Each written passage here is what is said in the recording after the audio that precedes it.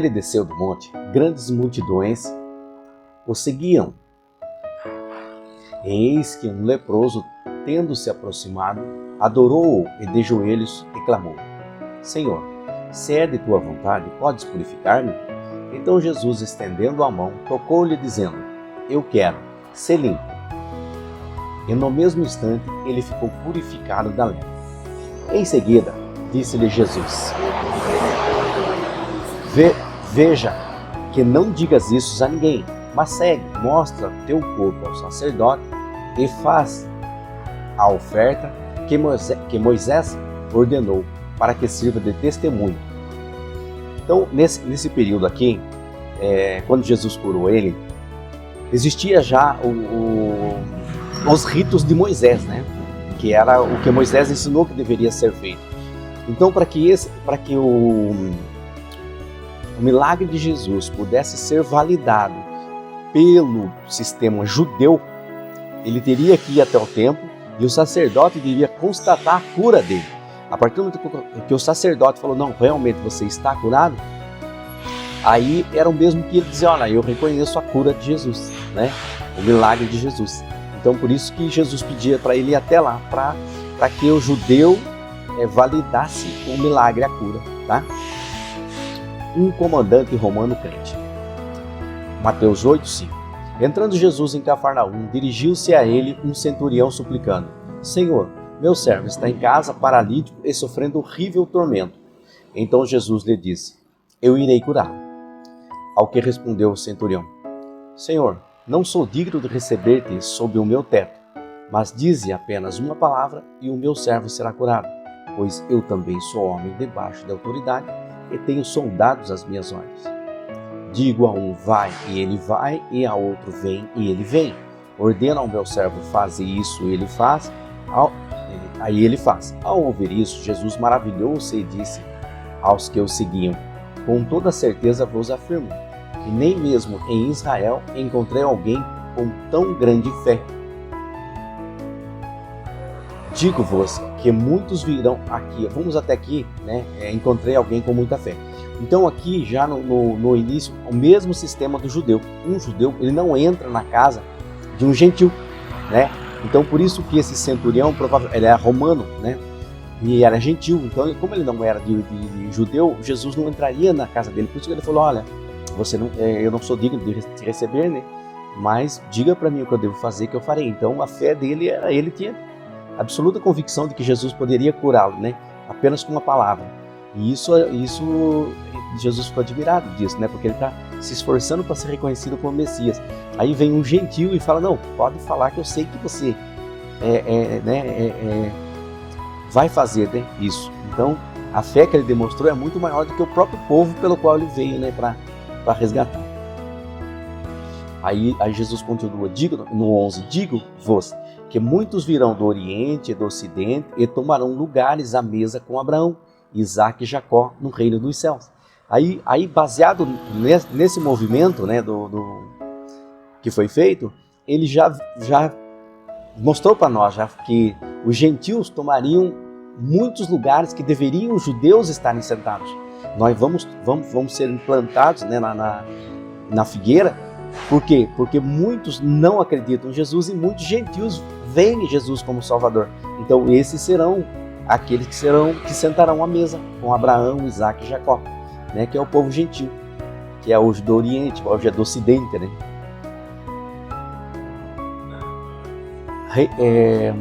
Jacó no reino dos céus. Agora vamos para o 12. Entrando os herdeiros do reino serão lançados. Entretanto, os herdeiros do reino serão lançados para fora, nas trevas, onde haverá choro e ranger de dentes. Veja, e ainda aquele que não acreditou no Messias, aceitou o Messias, ainda serão lançados fora, né? Serão lançados fora. Então disse Jesus ao centurião: vai-te, e da mesma maneira com que creste, assim te sucederá. E naquela mesma hora, o servo foi curado. Isso quer dizer o quê? Quer dizer que ele tinha crença, ele tinha fé 100%, porque na hora que Jesus falou, ele já foi curado. Quer dizer que ele não tinha dúvida nenhuma sobre a cura que Jesus realizaria. Você vê que exemplo, né? Jesus salva, cura e liberta. 14, Mateus 8, 14. Tendo Jesus chegado à casa de Pedro, viu a sogra deste acamada, enferma e com febre. Então Jesus tocou a mão dela e a febre a deixou. Em seguida levantou-se ela e passou a servir. No início da noite trouxeram-lhes muitos endemoniados, e ele com apenas uma palavra expulsou os espíritos e curou todos os que estavam doentes.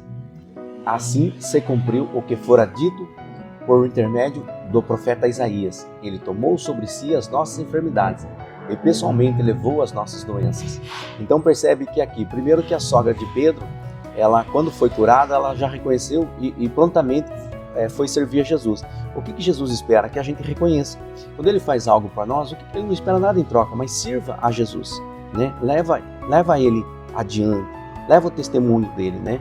É isso que ele está nos ensinando aqui.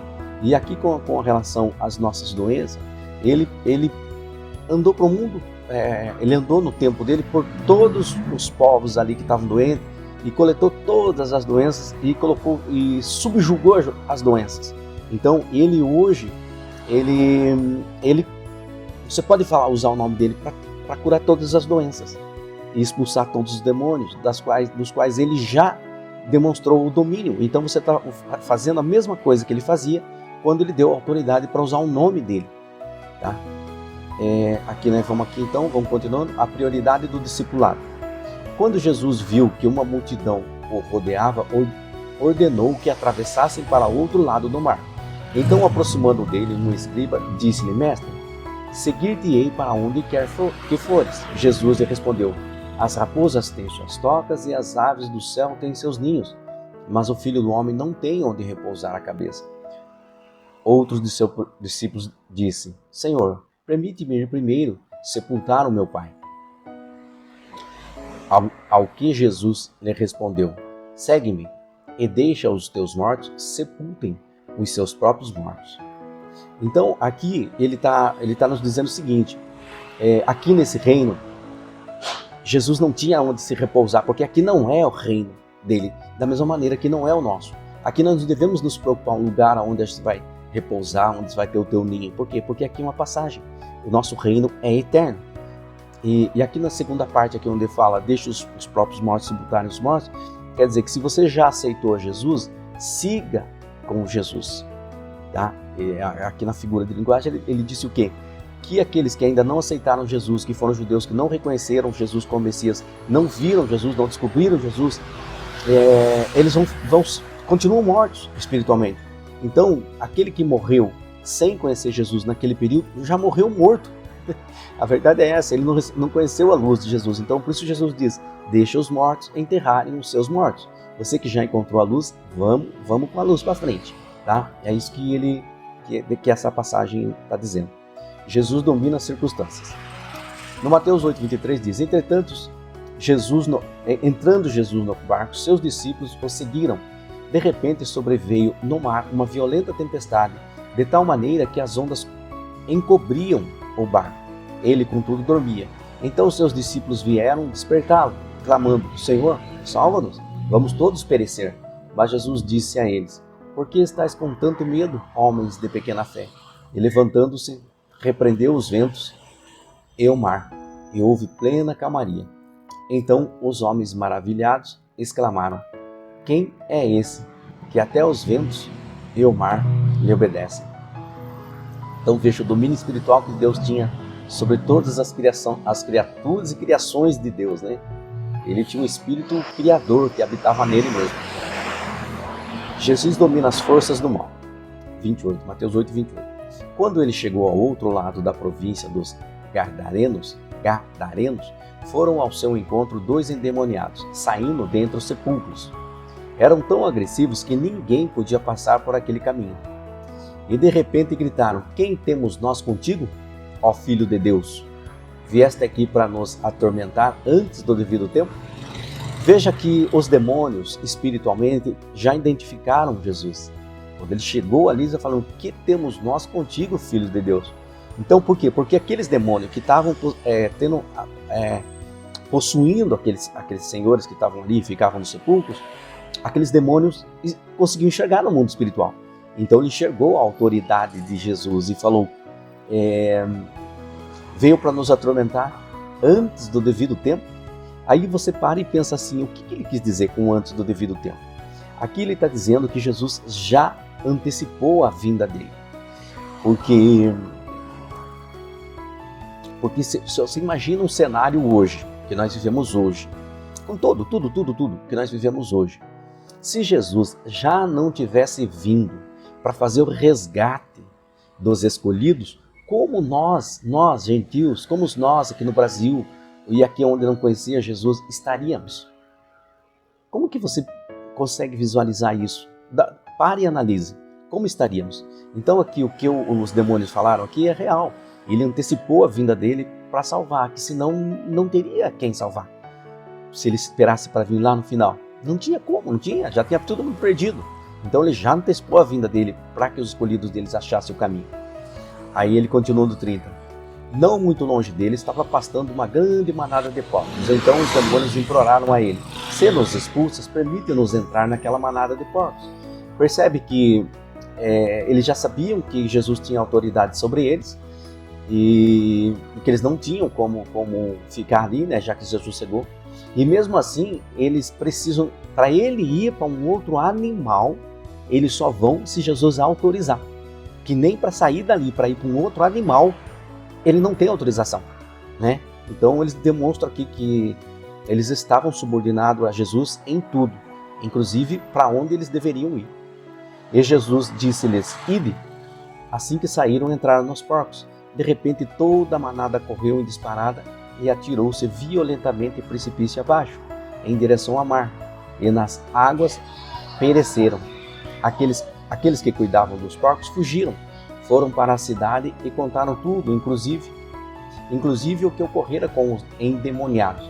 Então toda a cidade saiu ao encontro de Jesus, e assim que o viram, suplicaram-lhe que se retirasse da sua região. Então aqui é Mateus 8, tá? Pessoal, essa última parte aqui eu não tenho assim um entendimento do que os porcos pularam na água, sabe? Eu não sei se eu não consigo. Se eu falar alguma coisa aqui vai ser uma coisa que eu estou inventando. Eu não tô conseguindo entender por que eles pularam na água, mas com certeza tem uma razão forte nisso daí, real e espiritual, tá? Se vocês souberem, daí vocês colocam nos comentários, tá bom? Um abraço, fiquem com Deus e aí a gente se vê no próximo capítulo, né? No próximo versículo é Mateus 9. Até lá, um abraço.